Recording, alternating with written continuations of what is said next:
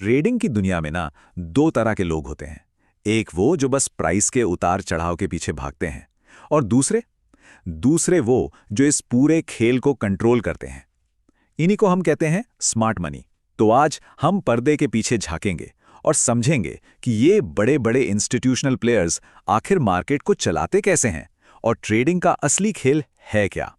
चलिए इस खेल को डिकोड करते हैं। तो देखिए, सबसे पहले इस बुनियादी फर्क को समझना होगा। मार्केट को देखने के दो बिल्कुल अलग अलग नजरिए हैं। एक तरफ हम जैसे आम यानी रिटेल ट्रेडर्स हैं, जिनका पूरा का पूरा फोकस सिर्फ एक चीज पर होता है, भाव यानी प्राइस, कैंडल ऊपर जा रही है या नीचे। लेकिन दूसरी तरफ है स्मार्ट मनी। वो प्राइस को देखते तो हैं, लेकिन उनका असली ध्यान होता है स्टॉप लॉस और लिक्विडिटी पर। और यकीन मानिए, यही वो एक फर्क है जो नतीजों में जमीन आसमान का अंतर पैदा कर देता है। और ये जो लाइन इस स्लाइड पर लिखी है ना, इससे आप मार्केट का सबसे बड़ा सीक्रेट समझ सकते हैं। जहां ज्यादा लोगों के स्टॉप लॉस होते हैं, वहीं से बड़ा मूव शुरू होता है। ये कोई कहावत नहीं है, ये वो ब्लूप्रिंट है, वो नक्शा है जिस पर स्मार्ट मनी की पूरी स्ट्रैटेजी टिकी होती है। इसे समझ लिया तो समझो आपने उनके खेल को समझने की तरफ पहला कदम बढ़ा लिया। तो ठीक है, अब जरा इस असली खेल के अंदर उतरते हैं और देखते हैं कि ये काम कैसे करता है। क्योंकि मार्केट सिर्फ खरीदने और बेचने की जगह नहीं है, असल में ये लिक्विडिटी का खेल है। और जो इस लिक्विडिटी को समझ गया, वही गेम में टिकेगा। तो सवाल उठता है कि ये लिक्विडिटी आखिर है क्या भला। देखिए, इसे ऐसे समझिए, मार्केट में कोई भी जरूरी हाई या लो होता है ना, उसके ठीक ऊपर या नीचे वो एरिया होता है जहां ज्यादातर लोगों ने अपने स्टॉप लॉस ऑर्डर लगाए होते हैं। स्मार्ट मनी को अपने हजारों करोड़ के ऑर्डर पूरे करने के लिए खरीदार या बेचने वाले चाहिए, और ये स्टॉप लॉस वाले जोन ही उनके लिए लिक्विडिटी का सबसे बड़ा तालाब होते हैं। और यहीं पर मार्केट की कड़वी सच्चाई सामने आती है। ये एक जीरो सम गेम है। मतलब किसी की जेब से पैसा निकलता है तभी किसी और की जेब में जाता है। स्मार्ट मनी का फायदा अक्सर हम जैसे रिटेल ट्रेडर्स के नुकसान से ही बनता है। जब हमारे स्टॉप लॉस कटते हैं तो उन्हें अपने सौदे अपनी मनचाही कीमत पर करने का मौका मिल जाता है। और वो ये करते कैसे हैं? उनका एक बहुत ही कॉमन तरीका है जिसे कहते हैं स्टॉप लॉस हंट।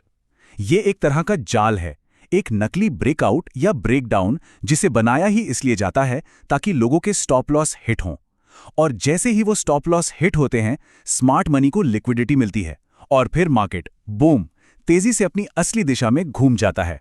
ये चीज मार्केट खुलने के टाइम पर या किसी बड़ी न्यूज के आसपास बहुत ज्यादा देखने को मिलती है।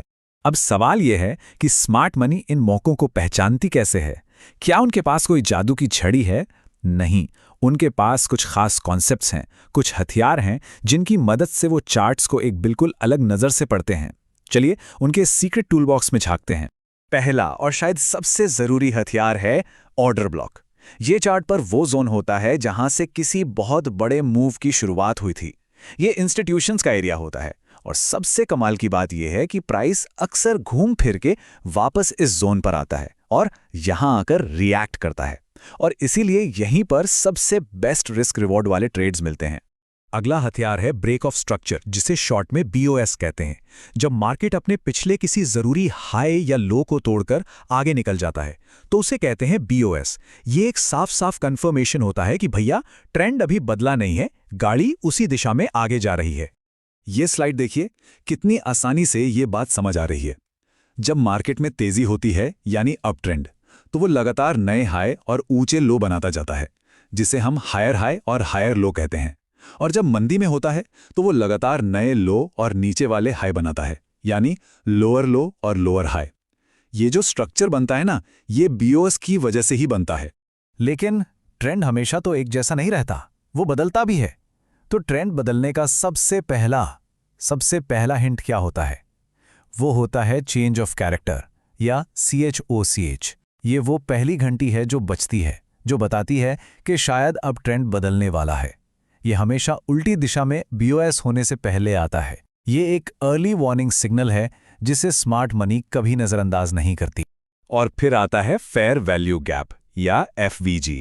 जब भी मार्केट में कोई बहुत तेज एक तरफा मूव आता है ना, तो वो अपने पीछे एक खाली जगह, एक प्राइस गैप छोड़ जाता है। और मार्केट को ना खाली जगह पसंद नहीं है। उसकी आदत होती है कि वो वापस घूमकर उस गैप को भरने जरूर आता है। इसलिए ये FVG जोन प्राइस के लिए एक चुंबक की तरह काम करते हैं और एंट्री के लिए बेहतरीन जगह हो सकते हैं। तो हमने ये समझ लिया कि स्मार्ट मनी क्या देखती है, लेकिन कहानी यहीं खत्म नहीं होती। उतना ही जरूरी ये जानना है कि वो कब और कैसे अपना मूव चलते हैं, क्योंकि स्मार्ट मनी की स्ट्रैटेजी सिर्फ स्ट्रक्चर पर नहीं बल्कि सही टाइमिंग और जाल बिछाने पर भी बहुत ज्यादा निर्भर करती है। और यहीं पर आता है इंड्यूसमेंट ट्रैप का कॉन्सेप्ट। ये एक ऐसा मूव होता है जिसे जानबूझकर रिटेल ट्रेडर्स को लुभाने के लिए बनाया जाता है, ताकि वो गलत दिशा में एंट्री कर लें, और जैसे ही वो जाल में फंसते हैं मार्केट तेजी से पलट जाता है और उनके स्टॉप लॉस खा जाता है।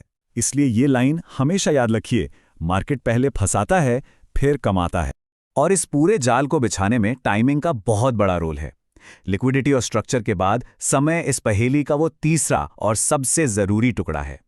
भारतीय बाजार में स्मार्ट मनी पूरे दिन एक्टिव नहीं रहती, वो कुछ खास टाइम स्लॉट्स में ही अपने बड़े मूव्स चलती हैं। तो चलिए एक टिपिकल ट्रेडिंग दिन को देखते हैं। सुबह 9:15 से 10:30 बजे का टाइम, ये होता है ओपनिंग ट्रैप का टाइम। यहां अक्सर पिछले दिन के हाई या लो को तोड़कर ट्रेडर्स को फंसाया जाता है। फिर आता है दोपहर 1:45 से 2:30 बजे का टाइम। ये अक्सर दिन के ट्रेंड को पलटने यानी रिवर्स करने का टाइम होता है। और आखिर में 2:45 से 3:15 बजे के बीच दिन का फाइनल मूव आता है, जो ज्यादातर दिन की असली दिशा में होता है। तो अब तक हमने जितने भी कॉन्सेप्ट्स देखे, उन सभी टुकड़ों को जोड़ने का वक्त आ गया है। इन सारे डॉट्स को जब हम कनेक्ट करते हैं तो हमारे सामने ट्रेडिंग की और मार्केट की एक बिल्कुल साफ तस्वीर उभर कर आती है। अच्छा, इसे खत्म करने से पहले कुछ काम की बातें। ये जो सारे कॉन्सेप्ट्स हैं, ये निफ्टी और बैंक निफ्टी जैसे बड़े इंडेक्स में सबसे अच्छा काम करते हैं। अगर ऑप्शंस में काम कर रहे हैं तो स्टॉप लॉस हमेशा छोटा रखिए, ट्रेंड को हमेशा पहले बड़े टाइम फ्रेम पर देखिए, और हाँ, इंडिकेटर्स पर नहीं, प्राइस एक्शन पर भरोसा करना सीखिए। तो इस पूरी बातचीत का निचोड़ क्या है, सार क्या है, वो इस एक स्लाइड में साफ साफ दिख रहा है। असली पैसा ना तो न्यूज़ देखकर बनता है, ना ही 100 तरह के इंडिकेटर लगाकर। असली पैसा सिर्फ 3 चीज़ों के कॉम्बिनेशन को समझने से बनता है: लिक्विडिटी, स्ट्रक्चर और टाइम। जो इन तीनों को एक साथ पढ़ना सीख गया, वो स्मार्ट मनी के साथ चलना सीख गया। तो अब ये सवाल अपने आप से पूछने वाला है, इन सब बातों को जानने के बाद क्या अब चार्ट्स को देखने का नजरिया वही रहेगा, या अब हर कैंडल के पीछे की कहानी, उसके पीछे का खेल देखने की कोशिश होगी? इस पर विचार जरूर कीजिएगा।